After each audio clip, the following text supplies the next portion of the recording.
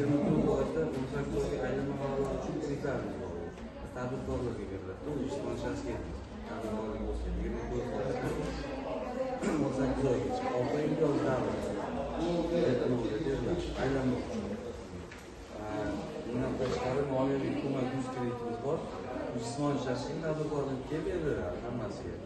Bu jismoniy shaxslarga 25%, tadbirkorlik boshqa bo'lsa, MCJ yoki 24%. 36 oyga 6 oy imtiyoz davri. Bu maqsadsiz deyilgan, maqsadsiz tadbirkorlik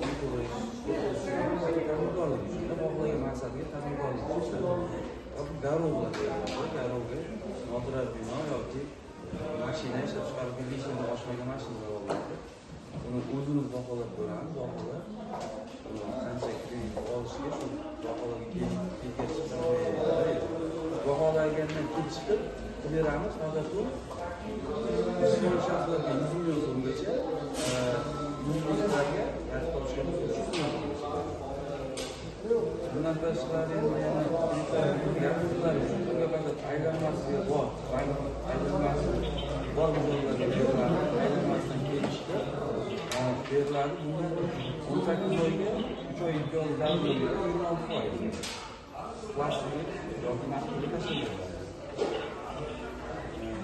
Bundan tashqari xotin qizlar bo'yicha bor, xotin qizlar bo'yicha kreditimiz ta'sischi bo'lsa kiritiladi.